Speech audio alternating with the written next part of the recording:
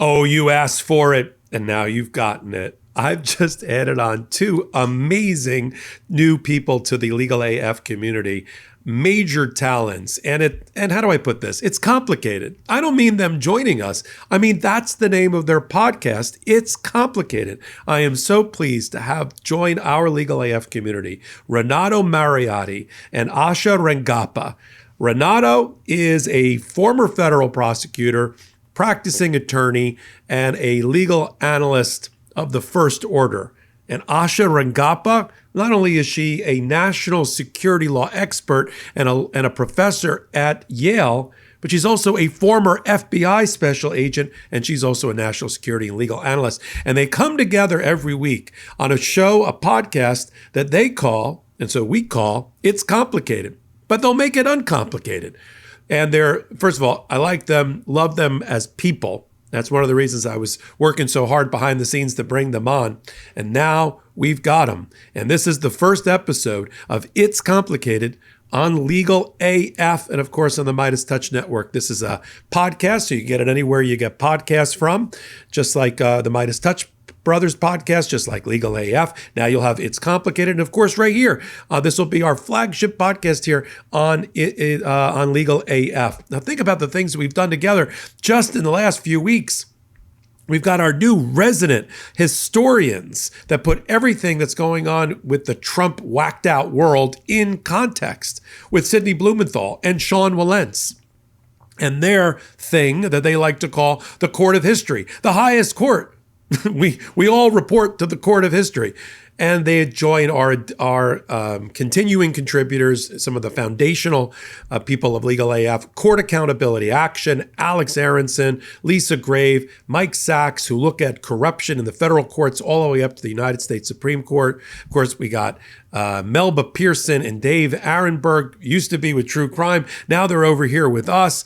Melba, formerly with the American Civil Liberties Union. We've got Dave Arenberg, former state prosecutor, state attorney for Palm Beach County, Florida lawman, as they call him. Dina Dahl, you're not going to get any better legal commentator than Dina Dahl. Her doing regular work with us here. Shan Wu, former general counsel for Attorney General, for the U.S. Attorney General. He's an amazing white-collar criminal defense lawyer in his own right and can break down things with the best of them. And when you put all that together, and what do you come out with?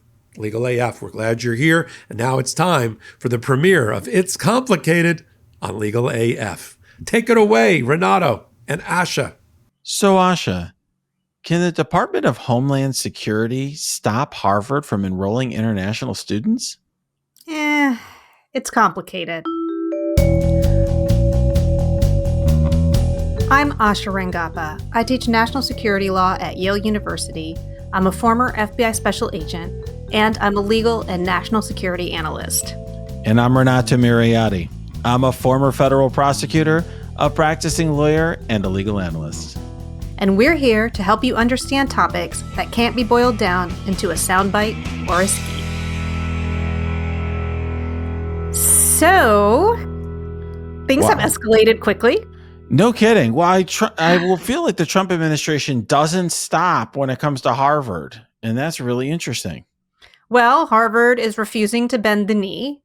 We know that the Trump administration threatened to take away billions of dollars in funding unless Harvard acquiesced to all kinds of things, including control over hiring and admission of students and things like that. We talked about that in an earlier episode, and Harvard was like, yeah, homie, don't play that. And so this is sort of the next step of the government using basically every lever of power that it has over these institutions. And one of those is basically granting permission, not just for Harvard, but for institutions of higher education across the country to enroll international students. That is something that schools have to get essentially permission from the government to do. And we can talk about the process that they do that. I'll just say, Renato, that it's really interesting because although the face of this is Kristi Noem, who isn't, she's not a legal eagle. I mean, she barely understands habeas corpus.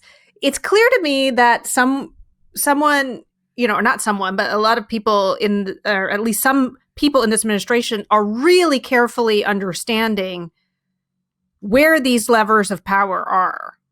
Even kind of going down into various agency regulations and kind of using those in a way that we did not see in the first Trump administration.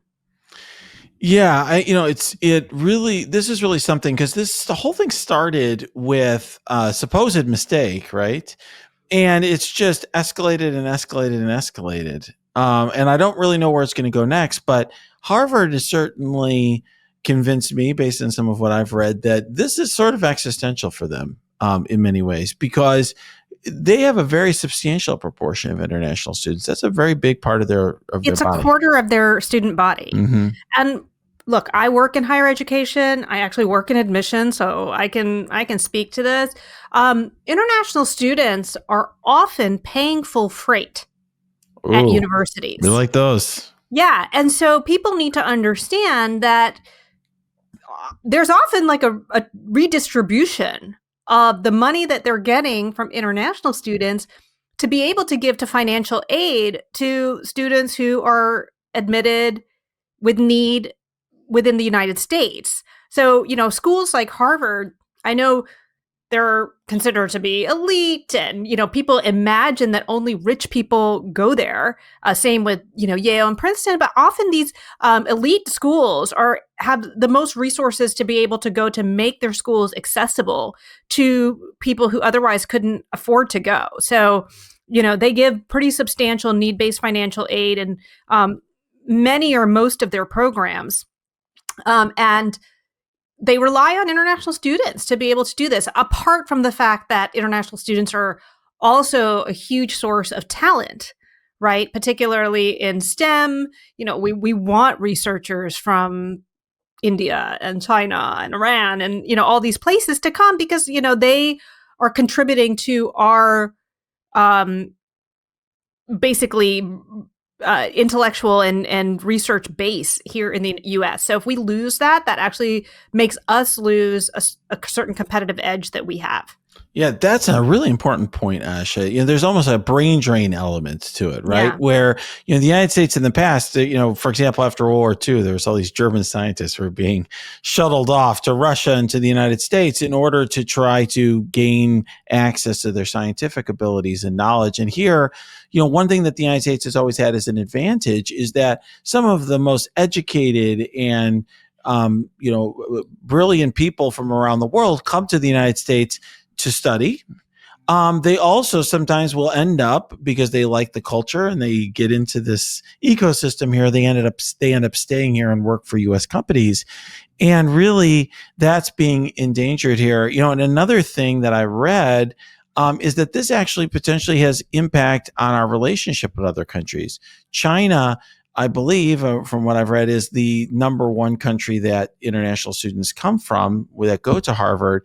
And a lot of them are just getting so fed up with all of this that it really could have an impact on U.S.-China relationship over time, because really people who come to Harvard and schools like that to study are really, I'd say, a source of direct impact and information over to China of a real picture of the United States rather than a caricature that's spread by propaganda. Well, it's a way that we can exercise soft power, because they come here, they see, as you said, our culture, they go back. I mean, in a lot of ways, we're creating cultural ambassadors in the same way that we send like people with the Peace Corps or the Fulbright program to other countries to sort of be cultural ambassadors. Bringing in international students helps our soft power around the United States, which is something that the Trump administration has been systematically destroying. I mean, the way that they dismantled USAID, which was another way that we did that. So yeah, this has a lot of repercussions. One thing that I want to make clear to the listeners, this particular issue is different than what the State Department has been doing in revoking student visas. We've talked about that before, where they've been revoking student visas, arresting and detaining some of these students some of them are still in detention. This is different. This isn't about revoking student visas, which, by the way, a federal judge has already put on hold through an injunction. This is kind of coming at it from the other side, right? This is basically saying this school is not certified to receive international students. In other words, students can't get a visa to even come, because in order to obtain a visa, a student visa, an F1 visa or a J1 visa, to come and study in the United States, you have to show that you are that you've been admitted to and that you plan to attend a student exchange visitor program certified school, SEVP. I don't know how you say that as an acronym, but you have to show that, and basically the government certifies whether you have that status. And that's what's at stake here. That is what the Department of Homeland Security has basically pulled from Harvard. And what that means is that all of the students who've been admitted to Harvard at this point, and we're basically at the tail end of admission season, this is when international students are trying to get their student visas to come and enroll in the fall, they can't get a visa. And I believe that the students who have student visas essentially are now ineligible to remain at Harvard because they are no longer attending a certified school. In other words, they would have to now transfer to another school that is certified and pretty much have to go through that whole visa process again to get their visa reissued to attend that other school. Yeah, that's, I think, the key point that people need to understand from a factual perspective is that, just like, for example, I mean, some people might be familiar with H-1B1 visas where an employer is sponsoring. Here, it's an educational institution. And so if you're a foreign student, let's say you're a sophomore or a junior, you've been attending Harvard. Now, in order to remain in the United States, you've got to go through the trouble, and it's not a small chore to be like, okay, now I got to get into Stanford or get into Yale or get into Princeton or wherever, and I've got to go through a lot of hoops to do that. Maybe I won't get in. Maybe I will. There's probably not going to be spots at all these other schools for these people. It's a huge hassle, and right now we're at a time of year where that may not even be possible for them at all. It's probably not possible, Renato. Again, I do admissions, so typically for these programs, I mean, frankly, for whether it's undergrad or graduate programs, offers are typically made around March or April. And students are required to decide where they are enrolling by May at the latest, usually. And for international students, because I'm tangentially involved in this process at Yale, you have to get the ball rolling very early in order to secure your student visa to enroll in the fall.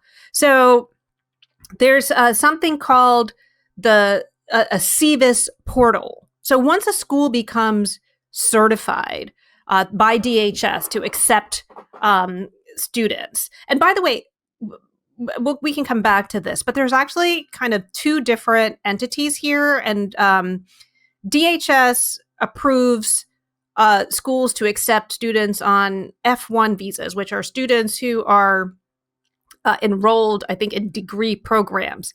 But there's also something called a J1 visa, which is a student exchange program. And I think that's for students of people who come and they're coming as students, but they're not necessarily, I think, enrolled in a degree program. That's administered by the Department of State. I used to have au pairs for many years, and they were technically coming on a J1 visa. So when they came, they had to get a certain amount of credits, but they weren't enrolled in a degree program while they were here. And I think there might be other like fellowships and things like that students come for 1 year, some months to do research and things like that. So that's administered by the Department of State. It's important that what Kristi Noem has claimed to do is basically ban Harvard from accepting both of these status students. Some question on whether she can do that on behalf of the Department of State, but we can get back to that with the lawsuit that Harvard has filed. But basically, once a school is certified, they have access to this portal. And the portal is what allows them to essentially submit documents on behalf of the student to, I guess, DHS, or to the entity at this DHS who issues to the student something called an I-20. And the I-20, this is a very bureaucratic process. I'm just letting people know how involved it is. The I-20 is needed by the student in order to get an appointment, to get their interview, to get their visa. I know students who right now are struggling to even get appointments by early August, which they need in order to get their visa, because there's also all these like bans that the Trump administration is doing on different countries. So time is of the essence this year in particular for students to be able to get a visa to enroll in the fall. So by doing this, even with litigation, they're potentially harming Harvard's ability to even enroll these students in the fall. Yeah, it's meant to be punitive in Harvard. It's meant to debilitate Harvard. And I do want to pivot here and talk about a little bit about what Harvard did this morning. So we're recording this on Friday, May 23rd. And just this morning, Harvard filed a lawsuit. And once again, I mean, I think you and I as Yaleys, and then you as a Princeton alum, are jealous. Perhaps they're the ones sort of out in front on this. But they filed another lawsuit. The same, those lawyers who wrote the letter we talked about before, Bill Burke, who has represented Trump in the past, Robert Hur, I think from 4 seasons ago, so to speak, was investigating Biden, and some other lawyers now from Jenner and Block have filed this lawsuit. And in many ways, Asha, it's similar in tone and in claim to the prior suit that you and I have discussed in a prior episode, because at its core, it's a First Amendment argument. They're saying we are being discriminated against as Harvard University for our viewpoint, the viewpoints of our faculty, the viewpoints of our community, and that is unconstitutional under the First Amendment. Yeah, they're bringing it back to that original demand by the Trump administration. And this gets to what you characterized. You referenced a mistake. And just so our listeners understand what you're talking about, the Trump administration sent this letter to Harvard basically saying, we want control, this is how you need to hire people. You need to hire a certain amount of MAGA people as faculty and admit MAGAs as students or whatever, pretty much is what they were saying. They called it ideological diversity, but I'm pretty sure that that's what they have in mind. And that's the part that Harvard said, no way. And then it came out that the Trump administration claimed, we didn't really mean to send that. That was a mistake. And now Harvard's made this big deal out of it. We could have resolved this. But clearly it's not a mistake because, now, they're taking these actions against Harvard because of Harvard's refusal to comply. That's what Harvard's argument is. I think it's important to note, though, what the DHS's argument is. DHS has asked, or Kristi Noem has asked for all disciplinary records from Harvard of non-immigrant students that have been enrolled at Harvard over the last 5 years. And not just their records. Noem wants Harvard to turn over electronic records, videos, audio of quote unquote illegal and dangerous or violent activity by non-immigrant students on campus. So that's the piece that the government claims that Harvard hasn't complied with, that justifies them revoking this SEVP certification. Yeah, and it's actually, I think, worth noting. I think it's a really important point that you made, Asha, because really part of what's going on here is this is the Trump administration understanding how to use their soft power in part to create huge problems for people they don't like, right? Or people who are standing up against them. And I will just say from my side of the aisle, right? I'm a practicing lawyer at a big mega law firm like some of the ones that are representing Harvard, is that when clients do get these sorts of inquiries and requests for data and so on, it can be incredibly disruptive. And by the way, I'll just say, this is not the only industry that they're looking at. They're all over the place. If you go in the news, there's plenty. We're talking about Harvard today. There's plenty of other industries now that are in groups that are all kind of part of the Trump administration kind of watchful eye, who are getting subpoenas. And Media Matters is being investigated by the Federal Communications Commission, and we're not going to be able to cover that today. Maybe we will in a future episode, but yeah, that's an example of a media organization that they're using another regulatory agency to go after. Yeah. So my point is that when you get a subpoena like that from a federal agency saying, hey, we're taking a look at, let's say in this case, students and whether or not they're engaging in violent activities or whatever they're supposedly looking at, that creates all sorts of burdens and issues and problems and so forth. It really can turn kind of everything upside down for a company, like you mentioned, obviously a nonprofit, or in this case, a university. So, this is something where Harvard's drawing a line and saying, no, we're going to fight back. They've already done that before. But it comes at costs. And right now, the cost is a real upheaval for its student body, and potentially, like you said, not only the loss of the revenue that it makes off of international students, which is not insignificant, but Harvard can afford it, but it's also essentially impacting and upending and potentially undermining their entire community. Yeah. So quickly, the main arguments that Harvard is making is, one, that all of this is basically a fig leaf to retaliate, as you just said, because it doesn't want to give up its academic freedom in determining who it wants to hire and what it wants to teach and who it wants to admit. That this is basically a First Amendment violation because it's an attempt by the government to retaliate for its exercising its own First Amendment activities. But it's also making the argument that this move is an arbitrary and capricious action under the Department of Homeland Security regulations themselves. In other words, the regulations that govern how schools are certified, and more importantly, the steps and grounds on which a school can be decertified are not being followed.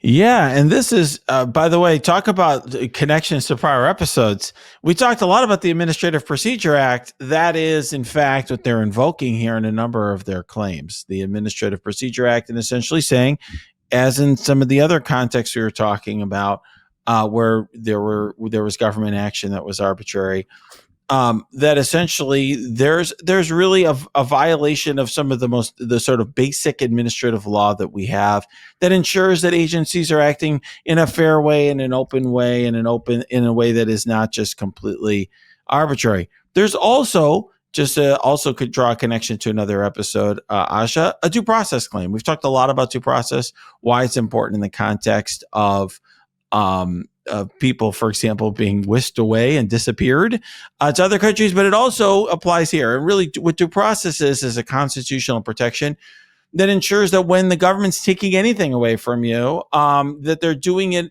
where there's actually a procedure in place so that you can be heard, so that you can challenge this, and so on. And that is not happening in this case, according to Harvard.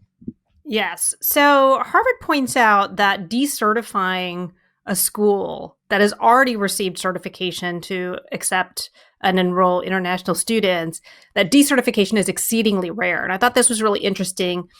The complaint says there's only 2 reported cases in which a school has challenged the revocation of its certification, and each involved repeated or widespread misconduct and noncompliance with the governing regulations. So one of them had 89 violations of regulatory reporting requirements, and the other one was engaged in a visa fraud scheme.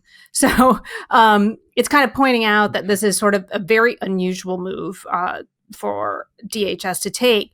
And as you mentioned, the DHS regulations actually lays out the procedure that the DHS has to follow to decertify. It has to provide notice And again, this is sort of, we're seeing this in other contexts. You have to give, if you granted something and then you're taking it away, that could be legal status in the US. That could be a certification to accept international students.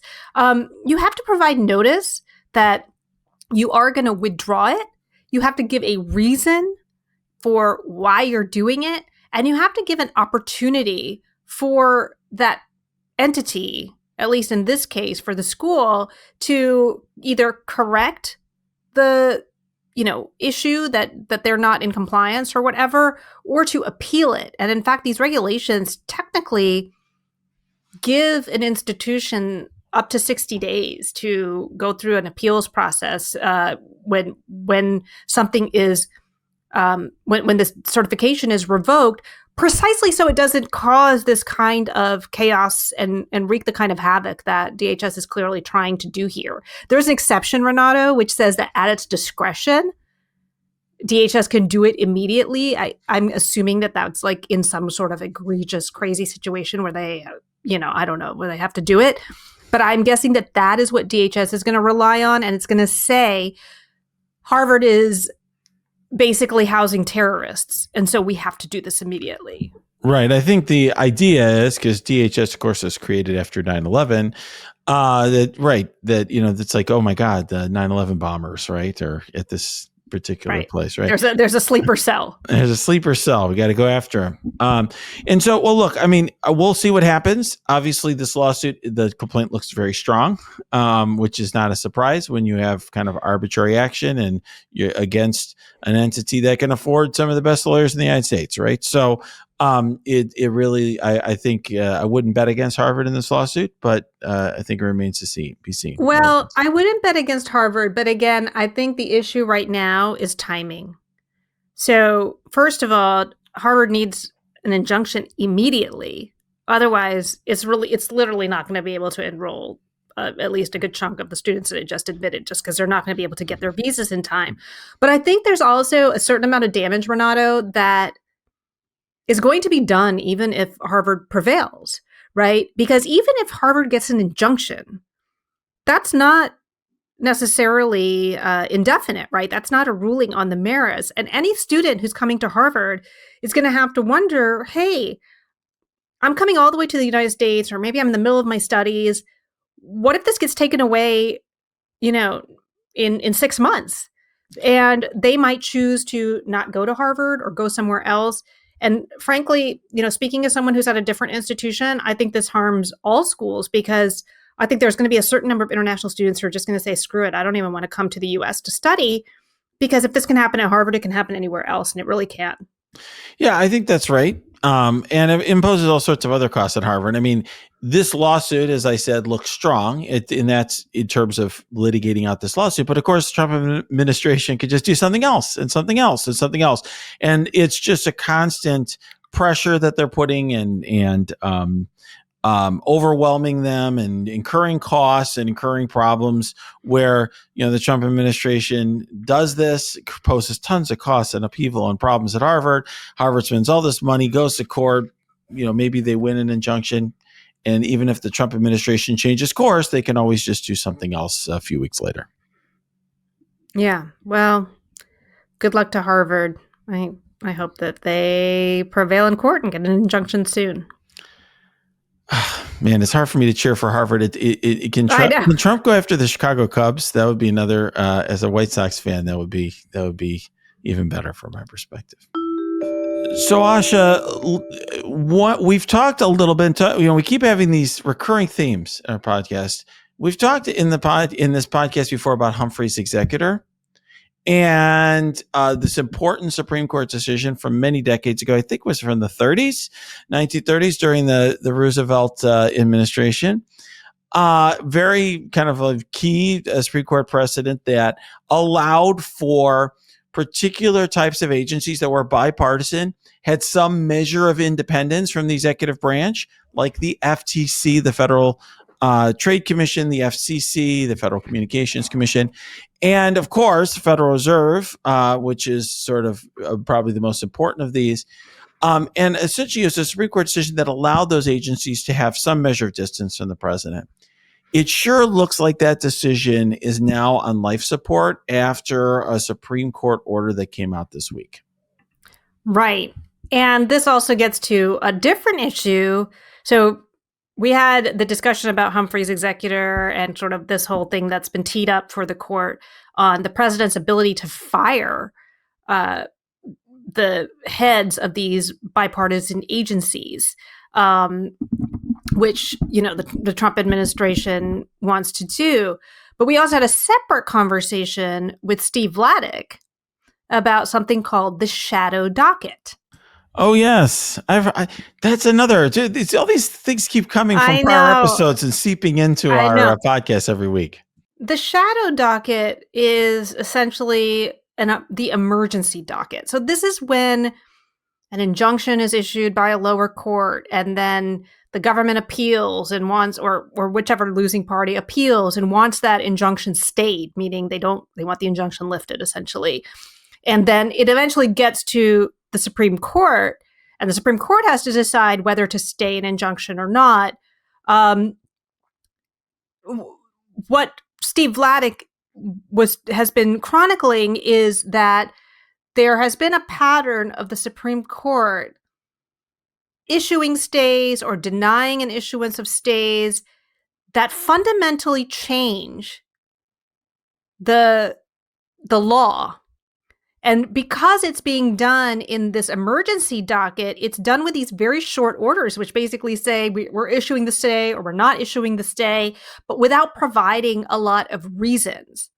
And so what Steve Vladeck has talked about is that what the Supreme Court has been doing is issuing these stays or declining to issue stays, but which effectively overturn precedent in the process, which you normally would not have done without a full briefing, an oral argument, and a full opinion. And that's effectively what's happened with this most recent Supreme Court decision, because it's not an opinion, it's not a merits-based opinion. This is an emergency docket order. Right. And when you say a merits-based opinion, that's what you're talking about a moment ago, where, there's these briefs that are filed by both sides that are very lengthy and extensive and have all these citations, and all these other interested people across the country file what's called an amicus brief with their thoughts and views. And then everyone comes and there's this argument before the Supreme Court, and there's questions asked, and then there's a lengthy opinion that sort of puts it all in writing and lays it all out. So what we have is, and what we're referring to, once again, we're recording on Friday the 23rd. So this was yesterday. The Supreme Court came out with this basically 2-paragraph order saying, we're going to allow these, I think it's 3 people that Trump has fired off of these sort of bipartisan, quasi-independent boards to remain fired or to be fired while this is going on. And that effectively signals, I would say, that they've already thought about this issue and have concluded that when all of this briefing is done and the arguments have been heard, that they're going to overturn Humphrey's executor or extraordinarily limit it. And that's a big deal. And yes, it's true that technically speaking, maybe there's 6 votes, because every one of the Republican appointees signed that order, agreed with that order, signed on to that order. But perhaps they would change their mind after hearing a oral argument. There have been times where an argument has impacted or amicus brief, for example, like by the military talking about affirmative action that has impacted justices' votes. Yeah. So just in terms of the facts of this case, this is actually 2 people. One is a member of the National Labor Relations Board, and another is a member of the Merit Systems Protection Board. And basically, Trump fired them. He fired them without cause. So they went to court and said, listen, under Humphrey's executor, we are on the boards of these bipartisan agencies. Trump cannot fire us without cause. And that those grounds are laid out in the statute that created these agencies. He doesn't meet any of them. And the lower courts basically said, you're right. We have this, 80, 90-year-old precedent that says that he can't do this. So the lower court forced Trump to actually reinstate them. And so that is what the Trump administration appealed. The Court of Appeals, I believe, upheld the lower court and said, nope, we're not changing anything. And then he went to the Supreme Court, and what the Supreme Court said is, yeah, as you said, one of the considerations, one of the factors that the court considers in issuing an injunction is the likelihood of success on the merits. And this is the piece that Renato is talking about, which is they basically said, these are agencies, engaging in executive functions. And the president, who has all of the executive power, has the power to hire and fire people in the executive branch. This is all going back to yet another thread that we've been talking about, Renato, the unitary executive theory. And so they're basically saying he's likely to succeed on the merits, so we're going to let him fire these people. And we'll hear the arguments later, but the only way he would succeed on the merits, Renato, is if they plan to overturn this precedent. And the dissent is basically calling them out on this. They're basically saying you're more or less overturning this huge precedent that our civil servants have relied on for almost a century without any real hearing or argument. Right. And that's exactly right. I think very well put, Asha. I mean, the bottom line here is, as you mentioned, this unitary executive theory, a lot of, I would say, Federalist Society, conservative legal scholars have had this view about the unitary executive. We've talked about this also on our podcast, although that was maybe from a season or two ago, so to speak, about some of the theories of the unitary executive. But the bottom line is these bodies that have existed, these agencies don't fit neatly into that category because they are meant to have a measure of independence from the executive. But I do think this is really, when it comes down to it, about the importance of process. And that's why I thought your comments about Steve Vladeck and what he's brought up about the shadow docket are so important. Because yes, it's fair to say that justices have often considered issues that are very close to the issues that are in a Supreme Court case, or perhaps they've considered those issues directly already, and they have pre-existing views about a matter. But there is a reason we go through this process.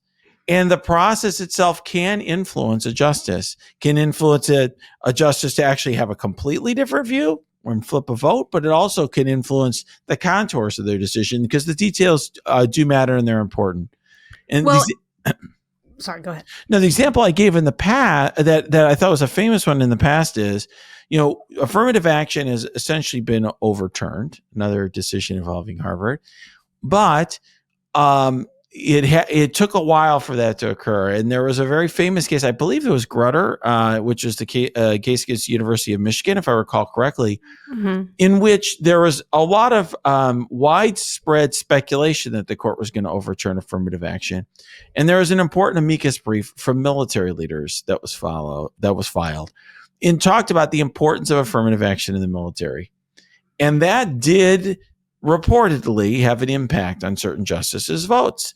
It was certainly discussed at oral argument. And the point that I'm making is that's an example of a point of view that was expressed during the course of this entire procedure we've been talking about that influenced justices one way or the other, and that impacted the outcome. So the fact that you're prejudging how you're going to judge something can almost commit you psychologically, where you've already, it's called an endowment effect, where you think you've already kind of committed to something and you overvalue that particular thing as a result.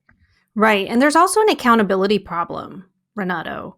So this is an unsigned order. I mean, we know that 3 justices, the liberal justices, dissented. So we know that the other 6 are on board, but there's no reasoning. There's no justice that is, signing their name. There's no concurring things. And, in a normal opinion, you would have everybody explaining exactly what their reasoning is and sort of having some accountability. I mean, sometimes there's per curiam opinions where it's not, on any one justice, but you know where each of the justices stand. And this one, you kind of just don't have that accountability. And I think this, by the way, this line like really stood out to me because this goes to another factor. I mentioned the likelihood of success on the merits. Another factor is whether the injunction, without an injunction, it will cause irreparable harm. So we talked about this with Harvard. Like, if you allow this thing to proceed, is this going to harm the party in such a way that you're not going to be able to remedy it later? And the court says the stay also reflects our judgment that the government faces greater risk of harm from an order allowing a removed officer to continue exercising the executive power than a wrongfully removed officer faces from being unable to perform her statutory duty. I found that really extraordinary. It's definitely counterintuitive, and it tells you, I think it's revealing about how the majority of the court thinks about executive power, right? Yes. It basically is anyone other than the president of the United States, and that's sort of this almost more unitary view of executive power. Exercising executive power is itself some sort of non-tangible. It's non-physical, but it's sort of it's a harm. It's a more theoretical, but a harm to our system of government, and that outweighs these two women, Miss Wilcox, Miss Harris, losing their jobs, and then theoretically having being then reinstated in them when this decision would be rendered fully in the future. Yeah, Justice Kagan writes in the dissent, this order puts the president over precedent. And I think that is a good way. But we haven't even gotten to the punchline, Renato. Okay, I can't wait now. So tell me, Asha, what's the punchline? The punchline is, after going through all of this, the court does this weird carve-out for one particular agency. Yeah. For the Federal Reserve. That's true. Says, it goes through this whole thing about the president's ability to, hire and fire, and this applies to even bipartisan independent agencies, or it's likely to apply, this precedent. And then it says, and the respondents say, well, this would, if you were to overturn Humphrey's executor, this would obviously also impact the Federal Reserve, which then has the potential to wreak havoc on our economy, because if the president can hire and fire Federal Reserve board members at will, this can be really damaging. And the court says, without explanation, yeah, but none of this applies to the Fed. Well, it's a unique one-off explanation, right? Like, it's like when you're talking to your kid and they're like, why? Well, it's, you come up with some reason. I said so, essentially. It's not one thing they do give a hint of where they're going here, where they say, quote, the Federal Reserve is a uniquely structured quasi-private entity that follows in the distinct historical traditions of the first and second banks of the United States. So what I foresee in my crystal ball, we'll see, this, one theme today is all these episodes end up coming back later, right? And there's threads that come later. I think that they're going to find some penumbra in the first and second banks of the United States, some historical hook that could say, well, this is the one example of something that can be carved out of this general rule. And it's all because in 1790 or 1800, there was something called the first or second and the second bank of the United States. And weirdly, that happens to coincide with protecting their own investment portfolios. You said it, not me. So, Asha, before we go, I did see a visitor yes. during this podcast. Who is that? That is Pancake the cat. He's sleeping. Hold on, let me get him real quick. Sorry, Pancake.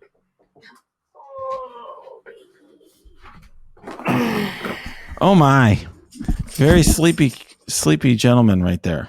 Yeah.